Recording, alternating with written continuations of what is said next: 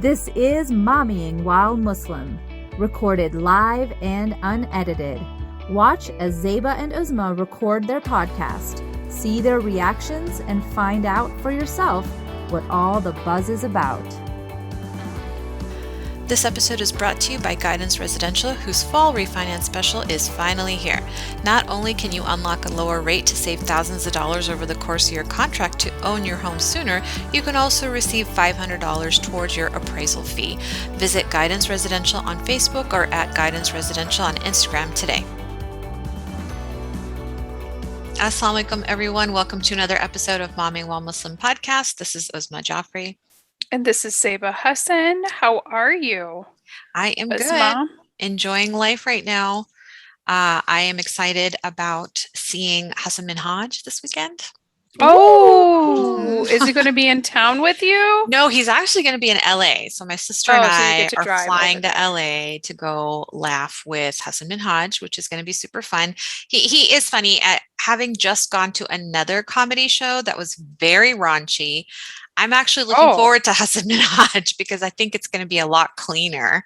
Although my little guy during Patriot Act, when we were watching last summer, was like, "Is this guy Muslim? He says bad words." And I'm like, "Yes, he does say bad words, but so does your mom, and you let her stay around." So yeah, I'm looking forward to that trip. And She Podcast Live is also this week. So you're going to be double dutying. I'll be double dutying, but it's nothing new for moms, right? We do that all the time. Exactly. How was your week? You know about my week, but what I'm going to talk about, I'm going to focus on the weekend ahead. It's, talking about the next chapter in our kids' lives. It's my daughter's first homecoming dance. So that is this weekend. It's very cool. Like I've already kind of gone through, this will be number 4 for my son. This is his last one. And the cute thing is they're going to go together as a huge group and they promise to take pictures together. And it's really, really cute. I will not be posting those on social media, so don't expect to see those. But I will privately send it to my friends because they are super darn cute. And I'm really excited, especially for my not so girly girl who doesn't like to dress up. The fact that she found something, which is, by the way, Islamically appropriate, right? Which is very hard for girls. Age appropriate, which is also hard for girls to find. And something that she loves and speaks to her style. I got it right on the first try. Because you're like a pro mom. So I just want to give myself accolades for that. And she kept saying, "Oh my God, it's going to be hideous and I'm going to look like a monster." And I told her, "Nope, I saw your Pinterest board and I was able to look at your Pinterest board and find something that is appropriate, for me, specifically the age appropriateness with girls in dresses is a huge, huge thing." And you and I have talked about it because what you portray to the world is how you kind of want people to see you. And they don't seem to their frontal lobes are not developed. We know this. So they don't quite understand that that's what is being portrayed. And kids nowadays just want to go along to get along and not be an outsider. And you can do that while still maintaining your integrity and your own moral ways of dressing and still look super cute. And so I feel like I hit the nail on the head and I'm giving myself mama accolades. So good job, mama. I'm so proud patting of you. myself on the back, but I'm going to stop doing that and figure out what our soapbox for today is. Okay. So our soapbox for today is, I was reading Al Jazeera and there is, or the Wall Street Journal supposedly did a study on Facebook's effects on children, especially Instagram, because as you know, both of them are co-owned, same parent company. And the Wall Street Journal study particularly shows, now that we're talking, or since you talked about teen girls, that Instagram negatively affects teen girls. And what they found during their study in looking at Facebook documents was that Facebook executives already knew this, and they've known it for many years, as far back as 2016. And within like internally at Facebook. I think even Mark Zuckerberg, I'm going to read a quote from these internal memos at Facebook. Our algorithms exploit the human brain's attraction to divisiveness. This is from 2018, by the way. If left unchecked, Facebook would feed users more and more divisive content in an effort to gain user attention and increase time on the platform. Now, this is true because we know that the algorithm, like if you are involved in one thing, like, even if we say out loud, like I don't know, Bernie Bott's every flavored beans, I'm going to get an ad on my phone for Bernie Bott's every flavored bean. So everybody who's afraid of being microchipped via the COVID vaccine, you're already being microchipped via your phone. If you don't have a smartphone, okay, you're the only ones not on the grid, but everybody else is on the grid. In particular, it was the people who are going to be most affected by this divisiveness is right-wing people that ascribe to right-wing politics. So the disinformation, misinformation, and flat out lies that people believe in and that we're judging them for believing in is because that Facebook algorithm has conditioned them and taught them this disinformation, the fake news, basically. The problem is that Facebook is trying to launch Instagram Kids, and with the Wall Street Journal presenting these like leaked documents now, Instagram Kids has to be put on hold for those of us who don't allow our kids social media and don't allow them to have smartphones. I'm patting ourselves in the back because we don't want our kids to get exposed to fake news until they're able to discern. Because again, going back to what Zeba said, the primitive brain, how it processes information. And I think a couple of weeks ago, we talked about their frontal lobes, executive function not being developed, usually until they're like 25 for boys. Okay, so it takes a long time for us to be using our entire brain. And even then we're only using like 10% of it, right? Because Allahu Alam, what else is in there? God only knows. So in any case, I think it's an excellent thing. And for those who have kids on social media, take a look at the Wall Street Journal's leaked documents and maybe have a frank discussion with your teens, especially your teen girls, and see what they're feeling, because it's particularly self-esteem and body image that's being affected in teen girls, but I'm sure that goes for both genders. So have those frank conversations and maybe talk about some limits and boundaries. And if you can, go to Instagram Kids and say, hey, maybe you want to wait after you address all of these leaked documents. Maybe then you talk about releasing Instagram Kids. That's our soapbox for today. 120%, because the reality of the situation is, the filters, the skewed way of their, presenting themselves. You can show the background, you'd be like, oh my God, I look so amazing, but all around you, your life is a hot mess, right? And these things, kids do not have the ability to decipher between reality, what's real and what's fake. And that concept of always feeling like they have to live up, it especially affects young teenage females, especially. And honestly, teenage females that do not have a strong male, I know this sounds crazy, role model in their household. So this is an opportunity for our men and our communities to recognize, when our daughters are going through that, don't pull away. You're supposed to be leaning in, not leaning out. So that's my mini soapbox. And I am super excited and pleased to continue our disability awareness series this month, and honored to have on today Sara Minkara, a founder and CEO of Sara Minkara LLC. She and her team promote value-based inclusivity and leadership.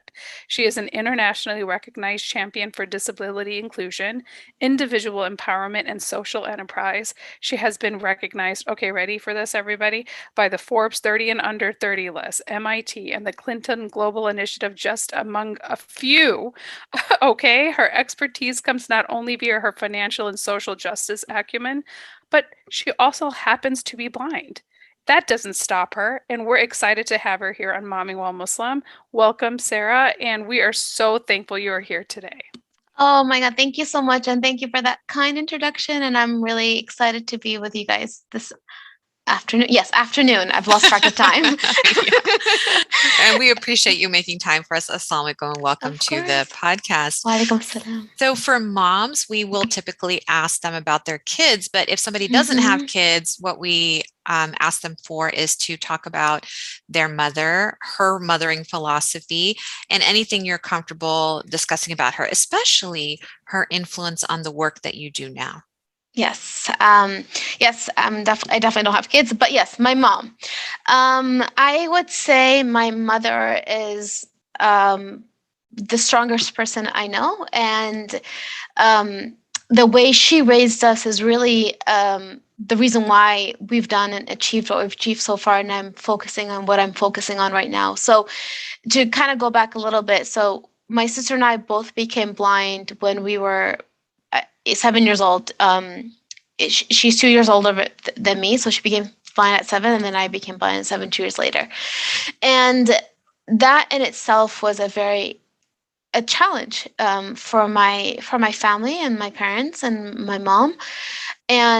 But what she did, and this is something I'm forever grateful for her, is that she pushed us to embrace our disability through a value-based lens, as a strength, as an asset. She never let us really use our disability as something to feel bad for ourselves. We could never say the words, I cannot do this because I cannot see. She pushed us to say, what are your dreams? What do you want to achieve in this world? And she really created that space for us to dream and really explore in our minds and our hearts, what do we want to achieve in this world? Because of her, we continued in our public school system. So we did not go to a specialized school. We lived a very much full life. And it was all because she, embraced our disability and did not allow, if you think about the narrative of disability in the world and society, and I always do these in most of my workshops and trainings, I always ask people, what is the narrative surrounding disability? And the narrative, I feel bad for you, you're suffering, it's a struggle, your life is so hard, all these things. That was never allowed to enter our home. And so I would say she approached it from a very technical lens. She said, okay, your blindness, there's technical obstacles. We're going to figure out how to deal with them, but you're going to live your life and you're going to have dreams and ambitions. And I'm going to expect you to live your life. And I ended up going to college, grad school, and even like hike and slide down a volcano in Nicaragua. I lived my life very fully, and that's because of her. There's another lens to it as well, which is she's very spiritual. My parents are very spiritual, and they truly believe whatever Allah puts in front of you, there's khair, there's goodness behind it. Every test, there's beauty and goodness behind it. So they embrace that and they put that forward. And ultimately, we truly believe that everyone's created in perfectly imperfect ways. And my mom brought that forward in very much in a beautiful way. So I think that for me, I know that Allah is the most loving, and that's what they taught me. And when you know that Allah is the most loving, that means that me being blind, there's a purpose behind it and there's a beauty behind it. And let me explore that. I just want to repeat what you said because I find it is perfect. We are imperfectly created perfectly.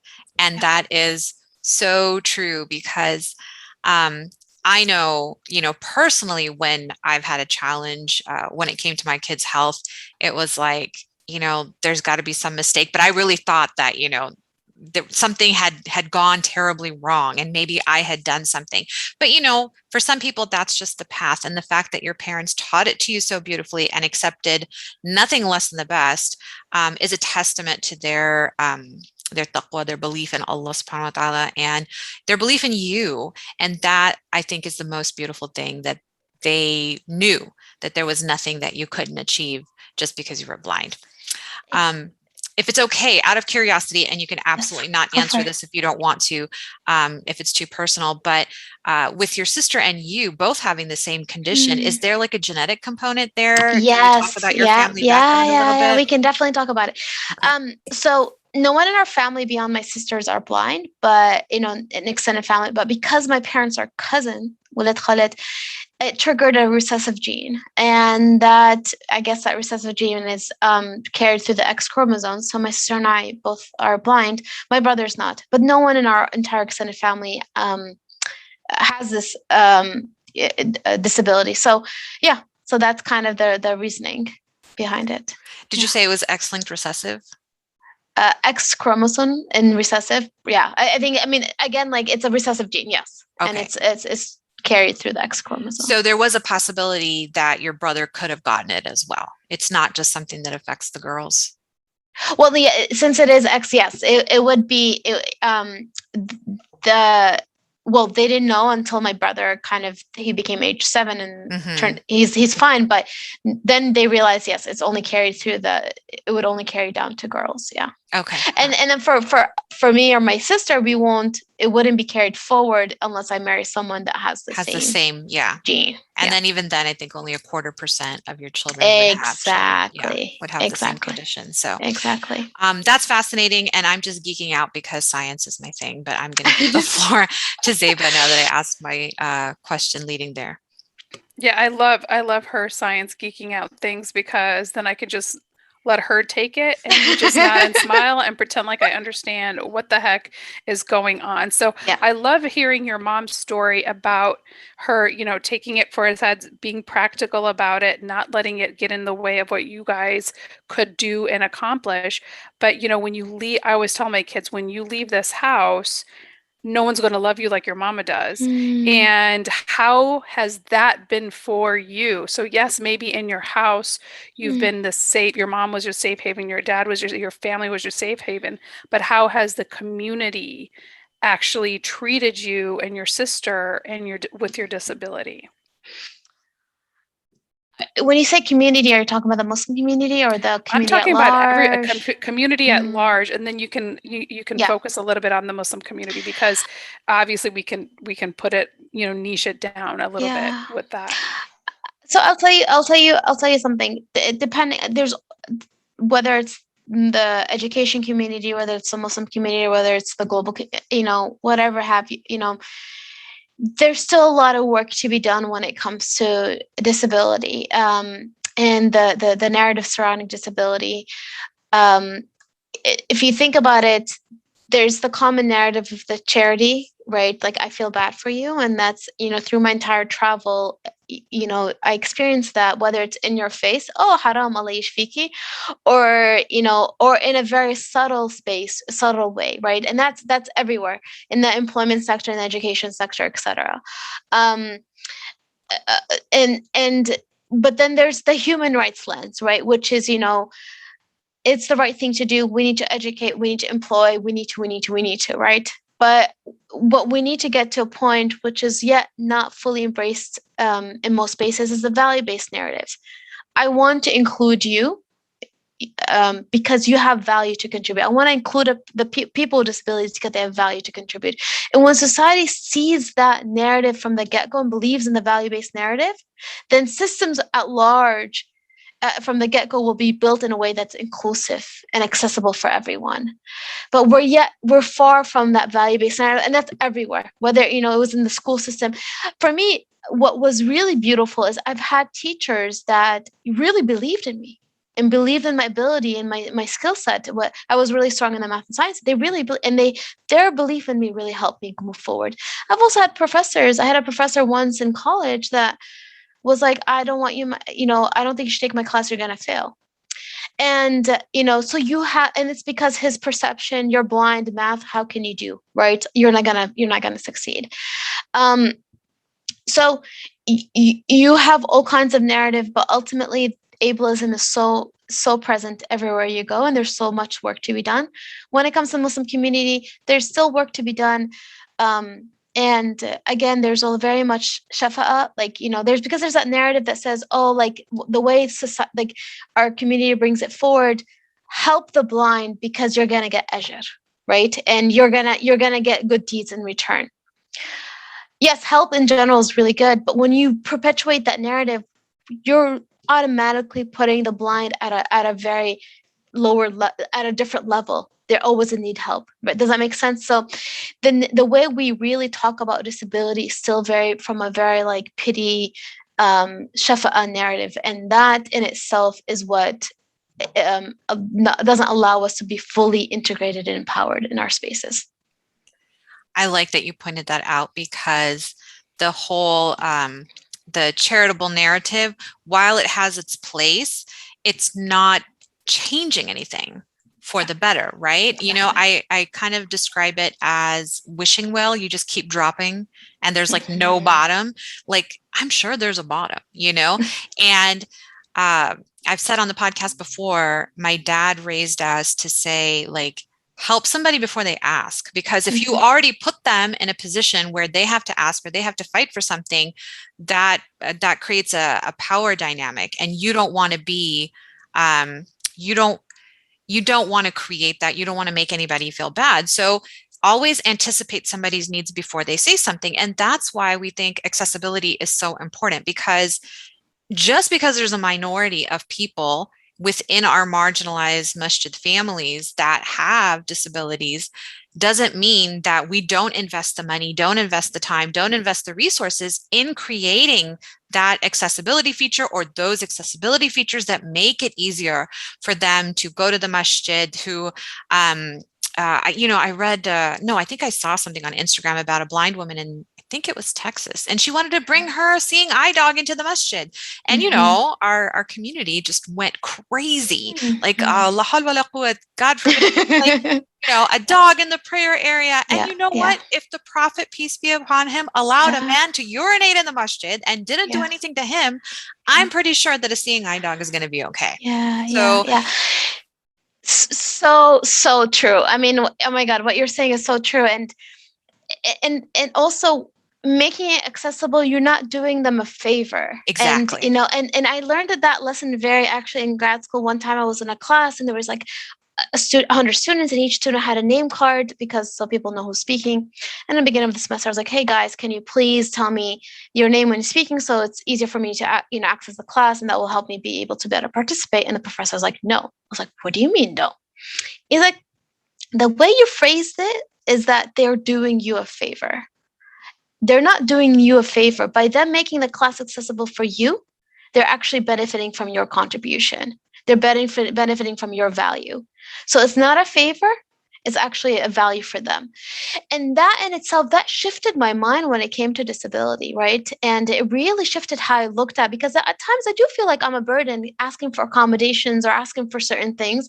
I feel like I'm asking for too much. But we shouldn't have that, like you said, you know, do things before people need to ask, you know, anticipate, how do you make a space fully inclusive for everyone? I do want to make a second point, but sorry, I don't know if you guys have more questions, but I do want to make a second point. You know, on the point of, you know, the charity, there's Muhammad Yunus, who's the founder of the Grameen Bank, the microfinance institution. I really love his story of how he started this. He was in Bangladesh and he met this woman in a village who was weaving baskets, and she was, you know, all the money, most of the profit from these baskets are going to the loan shark, because she couldn't access the conventional financial institution. So he wanted to actually give her $20, and in her giving her $20, that would have actually solved her issues. But then he took a step back and he realized him giving her that $20 is making him feel better. But she's not asking for that charity. What she's asking for is empowerment and being integrated into the financial system and fully as a woman like anyone else. So that led him to start working on disrupting the system and really working on how do we empower women in the financial world. You know, does that make sense? So it was very powerful realizing that $20, like you said, is not changing the problem. It's actually just making him feel better, right? So anyways, I see the analogy with the wishing well. No, absolutely, I do. And just on that note about, you know, Zeba started with community reaction, and I want to pursue the whole community resources. So for the benefit of our audience, because honestly, I don't think until the last year I ever even thought about this. So I obviously need more education. So what are some regular things that sight-abled Muslims are able to do, but they take for granted, and blind Muslims would have to work harder for? So for example, like this past, summer 2020 is when for the first time in my mind, I realized, oh my gosh, we need Quran in Braille. Like, why don't we have Quran in Braille? 'Cause I've never seen one. Yeah. I've seen it in like a billion different languages and a billion different versions and transliterations, but I've never seen one in Braille. So besides that, can you talk about some other things that we generally take for granted, the ableism? Definitely. So a couple things. I'll answer first the technical and then more of the adaptive. So from a technical lens, I think making everything accessible, whether it's Quran in Braille, whether it's Quran in audio. I have a Quran actually where the pen, like wherever the pen touches in the Quran, it reads the ayah. It's really cool. So there's the, making kind of the Quran, the materials. There's a lot of hadith books or tafsir books that they're not in audio or any other shapes or form, right? So I would love to learn a lot of that stuff. So the materials, that making them accessible, even in a masjid, making sure that if there's any event, the notification event is accessible, make sure when a blind person is entering space, they know where to go, all these technical inclusivity. I mean, that's for blind people, but then there's also people that are hard of hearing, sign language. I always think about khutbahs, like, I don't know, most masjids don't have sign language interpreters for their khutbahs and their lectures and all that kind of stuff. So there's just so much work to be done across the board. And I have a lot of messages that say, well, we don't have people with disabilities. I'm like, well, it's a cycle. You don't have people with disabilities because a lot of people with disabilities don't feel like that this is an accessible space for them, so they don't come. So that's why you don't have people with disabilities, right? But I also want to talk about the other layer of, how do you also have the disability narrative integrated into the leadership, into designing the programs, into how sermons are created, into all these different things. Because when you integrate the disability across those process and programs and spaces, then you're actually going to be able to bring out a narrative that's inclusive from a very value-based narrative. And that narrative, that environment, is what makes a huge difference. For me, even if the space is accessible, if I enter the space and I don't feel welcomed, or I feel like people are looking at me and staring at me, or I feel like I'm pitiable, I might not come again. So that in itself as well, how do you design a culture that includes and welcomes everyone from a value-based narrative at the masjid? I think that's really important because so many times, I mean, I haven't been to the masjid in a really long time because of COVID, but I frequently went before that. And I can say that despite the amount of time I spent in the masjid, I spent very little time connecting with people that I had seen for the first time. It's like, oh, I don't know them. Just generally, like a general salam, but like not stopping to talk to them. Oh, I haven't seen you here before. And that's on me. That's not an inclusive environment because, even in our traditions, we're not supposed to sit in a circle in the masjid. And what that means is, to close yourself off to new experiences. And I'm making a circle with my hand, Sara, to not close other people off who are entering and maybe are looking for a place to belong. So if you see somebody who is visibly blind, and I know sometimes it's hard to tell, but I don't think it's that hard, to be really honest. My neighbor, when I first moved to Phoenix, was blind and she had a seeing eye dog. And, it was very obvious. She also had her cane and everything. And, even with her, I barely talked to her. So not inclusive even outside of the masjid. But yeah, I think I lost my train of thought. But you're right. I was going somewhere. She's being honest about it, which is why we're having this conversation, right? I love it. Yeah. And Sara, this is Zeba, who's trying to talk. My throat is still still a little bit off, but it was so cute. My daughter came to me, and her second language she's taking is actually American Sign Language. Ooh. Because she actually has said that she doesn't see it enough in other spaces, and she's very much about inclusivity and all of that. So I wanted to give a shout out to her. Amazing. She's my sweet, go, young lady. She's my sweet. She's taking Spanish and sign language, and it counts as 2 language requirements, FYI. But you're talking about when you come and you have a bad experience, and you're kind of like, I probably wouldn't come back again. What are some things that a masjid can do to kind of prevent those bad experiences so Yeah. that we can benefit from you having been there? It's a good question. And to what you guys were saying earlier, I think one really key thing, and I always talk about this, is curiosity through a lens of compassion. Initiating a dialogue, interacting, getting to know that person, but getting to know them through a lens of compassion and not assumption. You get a lot of people come up and talking to each other, like, oh my God, how are you? Oh my God, your life must be so hard. How do you live? Right? That in itself is coming with a lot of assumptions, and that in itself can turn off the interaction or whatever it is, right? Whereas if you come to a person just like, hey, how are you? What's your name? I would love to get to know more of you, right? That in itself is very beautiful because you're not coming at that person with assumptions. I always say when you create dialogue and you interact, you start making the gap smaller in terms of the distance, right? I'm not just talking about technical distance, but even the emotional and the cultural distance. There's a really beautiful story I heard once. I was at the UN and another person was speaking also at the same event. His name is Kyle. He climbs mountains and he has no arms and legs. He's amazing. He's paraplegic. So he was talking about when he was young, his grandmother would take him in the supermarket and would put him with her in the cart, and people would walking by would stare, right? Because he doesn't have arms and legs. So the grandmother would come up to people and say, "Hi, do you want to say hi to my grandson Kyle?" She's forcing that interaction. And that interaction is amazing because it's breaking down the wall on both sides. On one hand, for people people feel awkward in the beginning. What do I do? What do I say? I'm afraid of blah, blah, blah, whatever it is. But it becomes more normalized in interacting with Kyle. And on the other hand, Kyle becomes also more comfortable being himself and being normalized in society. That's what we need to do. We need to create more interaction. But again, interaction without assumptions or delaying our assumptions. I love how our community totally feels comfortable coming up. Assalamualaikum. How are you? Oh my God, you look so tired. Like, how is that an opening? I know.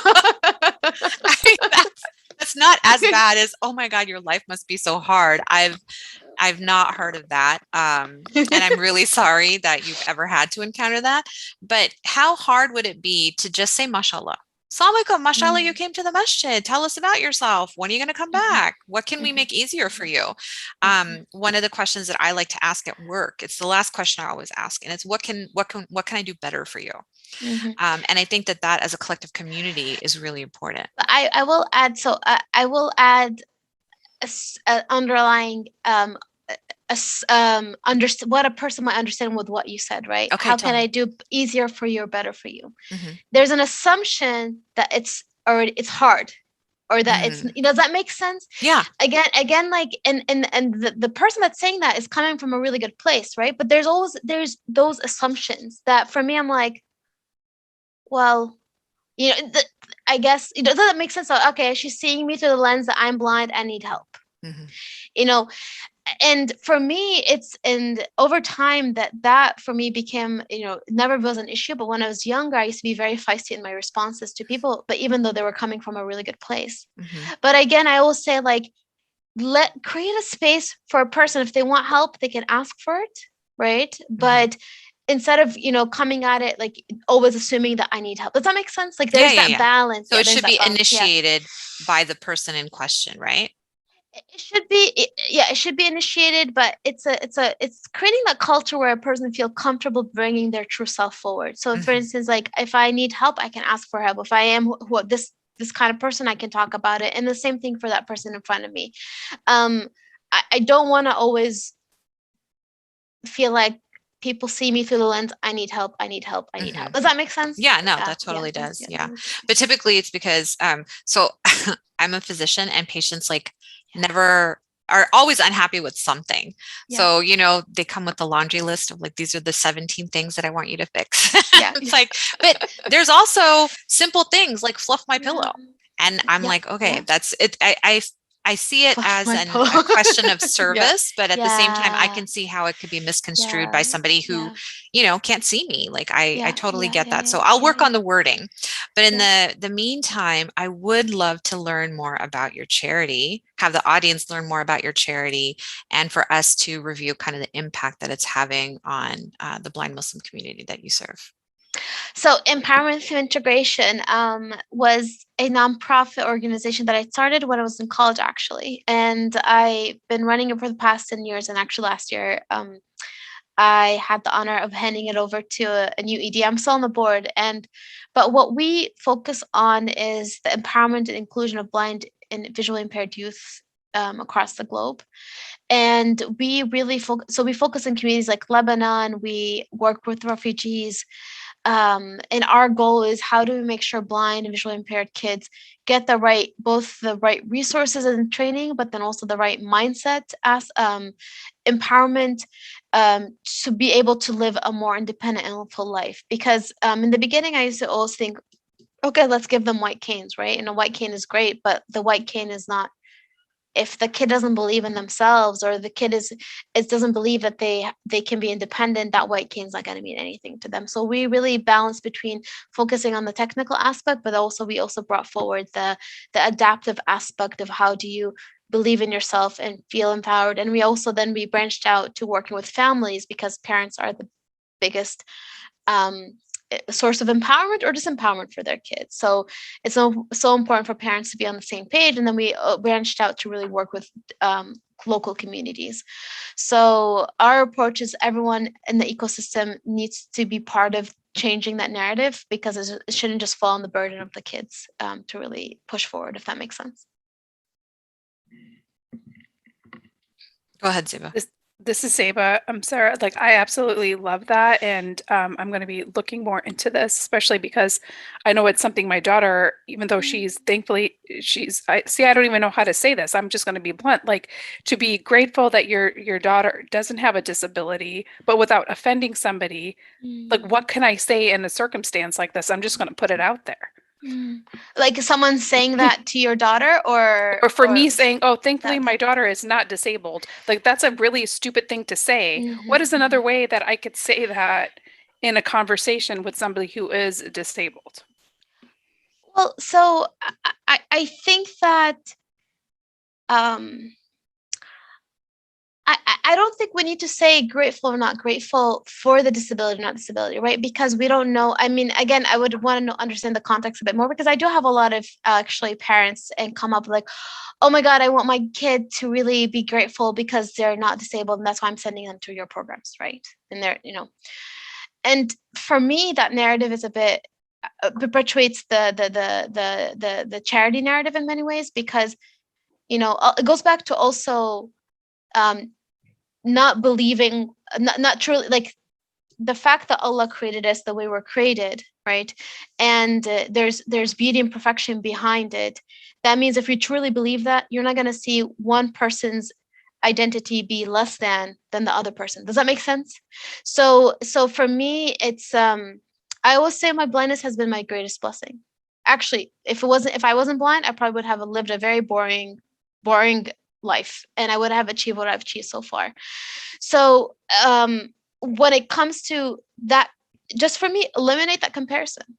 Have it be human to human, person to human, person to person interacting and seeing one another for who they are. Does that make sense? I don't know if I'm answering your question, but this is Osma. No, that makes perfect sense. And upon reflection, I can see how that might be perpetuating the charity narrative. Zeba, does that make sense to you too?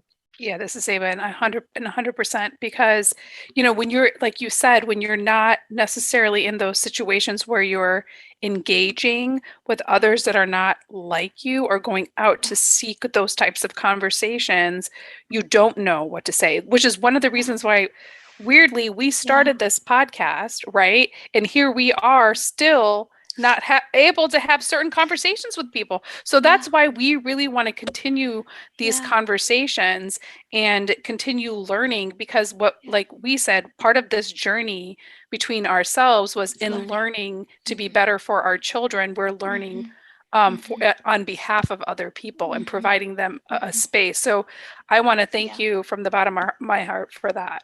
Of course. I mean, and I will say it for both sides, right? For any person, don't be afraid of just interacting and asking. I think I don't want people to be like, oh my God, I'm going to offend this person or not. Am I being, whatever it is, right? I think we should always want to interact and ask. And it's okay if we make mistakes, or if okay we say something, whatever. I think for me, it's intentional work. And even for me, I need to work on this when I'm interacting with other people, right? It's just like, how do I try to always eliminate or understand when I'm making assumptions towards that person, and eliminate or delay my assumptions. Does that make sense? Yes. And just interact to them as if like they're any random person. I have no clue how they look like. I have no clue any of them. I want to just get to know you. Tell me more about yourself. On the other hand, I think it's important for I talk about when I talk to the disability community, I say we need to also be curious and compassion. We need to really realize that that person in front of us might not know, right? Or might want to learn, right? And we need to also be with grace and with compassion interacting with that person. But I'll tell you something, it does get so exhausting sometimes when you, in one day you hear 10 different times a person come up, oh my God, your life is hard. Oh my God, your life is hard. Oh my God, I'm so grateful that I'm not blind. Oh my God, if and it does get exhausting, and people are human. And then you'll just at once you'll turn. One time I turned and I was like, excuse me, Allah yashfik inta. Like one time this person came up to me, he's like, God cure you. And I was at my wits at that point, and because I heard it so many times, and I just turned. I was very feisty. I turned. I was like, excuse me, excuse you, God, may God cure. So like. May God cure you. Yeah. Yeah, exactly. So but over time I've learned to be more, compassionate and try to understand and try to, be curious and compassionate towards that person as well. Yeah. And I love that you give us permission to ask, because Zeba and I are significantly older than you. And we grew up in a culture in this country within our subculture of the Muslim community, where if you saw something that didn't look like what you were used to, you just said nothing. You pretended like it wasn't there. And there's an erasure in that. And more dangerously, there's an isolation that can happen to the family. Alhamdulillah, it didn't happen for your family, but we saw it happen to so many who had to withdraw. And as moms of abled moms of abled children, we know how desperately we need community, and we need somebody to talk to us and just sometimes come up to us and ask, like, how are you doing? Like, those moms need it too, especially. Exactly. And to your point, so true. And to your point is, how do we then create a space, let's say in the Muslim community, where we can have these difficult conversations? We can address the elephants in the room. We can talk about these things, but coming at it like, it's okay if we make mistakes, but we need to have these difficult conversations. I'll tell you one side story. There's one, I'm not going to mention the government, but there's just one country that they changed the word from persons with disabilities to persons with determination. And I don't like that phrase. And the reason why, it's because don't take away, I am a person with a disability. I have a disability. I'm blind. Don't take away my blindness or my disability, but what we need to change is change the connotations towards my blindness and my disability. That's what we need to change. So for me, it's not changing the word or not talking about it or not addressing the elephant in the room. Let's talk about it, but let's work towards changing the narrative. Yeah, and it is important. I learned while putting this month together how important the word disability is. Name it to tame it, as Zeba would say, right? Exactly. And it was the one who schooled me was Maysoon Ziad. Or Maysoon Zayed, and she was like, because initially we were titled Differently Abled Muslims, and she was like, I want to let you know that you can't say that. This is why. And she's so articulate and such a great advocate of disabled people and disability awareness. And, sadly, because of scheduling conflicts, she couldn't come on, but I mean, she does it so perfectly and with such good humor. It's inspirational, and it makes me feel safe as an abled person to engage and have the conversation and break down these walls that our community's built up. Yes, exactly. Amazing. Do you mind if I geek out? This is Uzma. Do you mind if I geek out with some other questions? There's all these people that have the verbal diarrhea asking or telling you how hard your life is instead of asking you how it is. because we've been looking at a lot of tech recently to figure out how to make our podcast more accessible. So we have not done transcripts yet, and that's a big no-no for us. So we're trying to get something good for transcription going. And then we were curious about, okay, well, if we send emails to somebody who can't see, somebody who's blind, how are they going to read it? What kind of software do we need to download so that we have that audio available for written stuff, and then we have written stuff for the audio? Yeah. So the way blind people interact with technology is that we have downloaded on our end screen reader software. Whether you have a Windows, usually I have a software called JAWS. And then whether you are a Mac user, it has voiceover to it. So what JAWS does is, if you send me an email, it reads. So my JAWS reads everything on the computer. Whether it's my Outlook, my email. Things on the internet. I think where things need to be worked on is, like, if you, probably this is not relevant to you guys, but if you are developing a website, making sure from the get-go with the coding, it will be able to really easily interact with screen reader software. Does that make sense? Or if you're developing an app, make sure it interacts well with the screen reader software, like VoiceOver or whatever it is. So that's where the work is done. And if that happens, then you're good. You're making it accessible for us because we have the software to interact then with what you're sending out. Yeah. And that's screen reader software, right? Exactly. Yeah. Okay, perfect. So that's something that we're totally looking into, because we want to make sure that everybody who lands is able to get something out of it, because us just putting words out into the air and talking about disability, but not acting on making ourselves more accessible is problematic. And we've known that from the get-go. And just talking to our guests this month, we're hoping that we're going to get even more ideas and feel empowered and educated enough to go in and pick the right stuff that is just universally accessible and more democratic, inshallah. So make dua that we succeed there. Inshallah, that'd be amazing. That's amazing. Awesome. And I wish everyone thinks like you guys and is thinking of that, but that's amazing. Yeah. Well, just so you know, we're podcasters. So, the audio medium is pretty good. And when we do the videos, typically we're closed captioned, and it's not perfect, but it's something. And transcription is easier to do, but it's the screen reader that kind of got us stuck. So we're like, how do we address the blind community? Because that's important too. We don't want to lose that audience. And we recently came back from a podcast conference where they were talking about accessibility features. So we were talking to disabled people about what they needed. And it was so educational. I was like, oh, duh. Like, they can't read my website. They can't read my show notes. That sucks. Like, unless they have some kind of a printer that prints in Braille. Is there something like that? Well, no, so you don't need to. So for us, the screener, so yes, there is. So, okay, let me answer two questions. There is some people that like to interact with Braille. They have a Braille displayer on their end that's attached to their computer. So whatever is on the screen on the computer, it's laid out in Braille in front of them. Does that make sense? So there's a Braille displayer. Those are free and expensive, but the state covers it usually. Okay. Or for me, for instance, I'm not a big Braille person. Okay. I mean, there's a side story to that, but anyways, I use JAWS. So for me, as long as the website or the email or whatever is designed accessibly, then I'm able to interact pretty easily. So for me, like, emails are really easy to for me to access because I have JAWS installed on my end.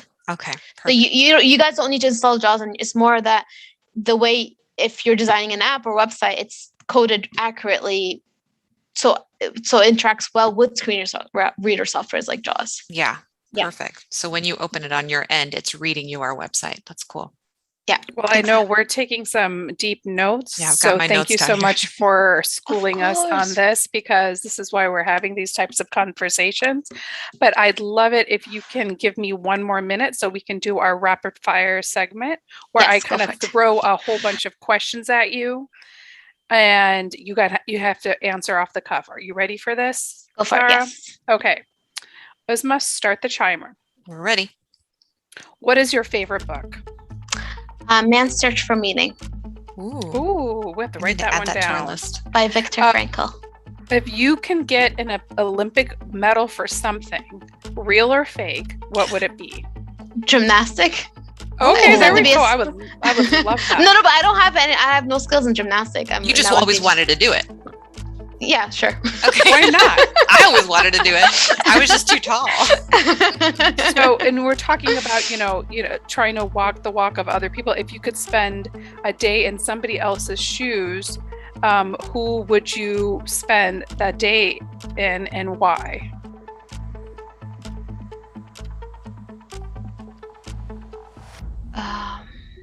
Sorry, this is a tough one. I kind of just threw that at you. Oh my God, so There's many no different wrong texts. answers. Yeah, there's no. She's just afraid that everybody she knows is going to see it and be like, why didn't she pick me? I was gonna say, I would love to experience. It's not love, but I would love to. Experience a kids with disabilities life that's lived a very marginalized life to kind of get that sense. And I absolutely love that. And this is my last question, because I really wanted to know this. What is the one thing about you that surprises people? Because I can imagine there's thousands, but what is the one thing that someone has said, oh my God, I had no idea? That my biggest struggle in life was actually my health issues. I had to do a bone marrow transplant and stuff like that. So invisible issues, kind of like, people think it's my blindness, but my blindness has been actually the strength behind my health issues. Oh my goodness, I love that. So we went a little bit over, but may Allah make all of your health conditions better. Thank you. Your real health conditions, not your blindness, because that's not a health condition. It's not a disease, contrary to what a lot of people in our community think, sadly. But we really appreciate your help, your gentle guidance, and your kindness with us today, giving us your time, and your team being so helpful and supportive, and certainly for giving us some resources on what you yourself use, because I've never even heard of JAWS, and I've been studying for a month trying to find out more about screeners. Why am I just now hearing about JAWS? This sucks. So obviously I haven't been doing the right research.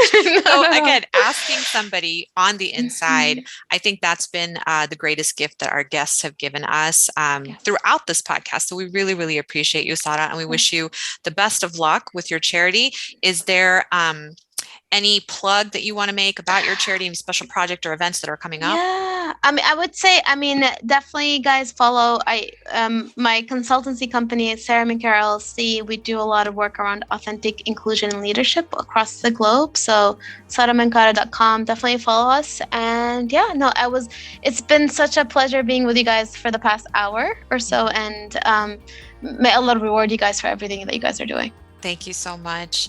You have a great weekend and You stay too. safe. Jazakallah khair. Salam. This episode is brought to you by Guidance Residential, whose fall refinance special is finally here.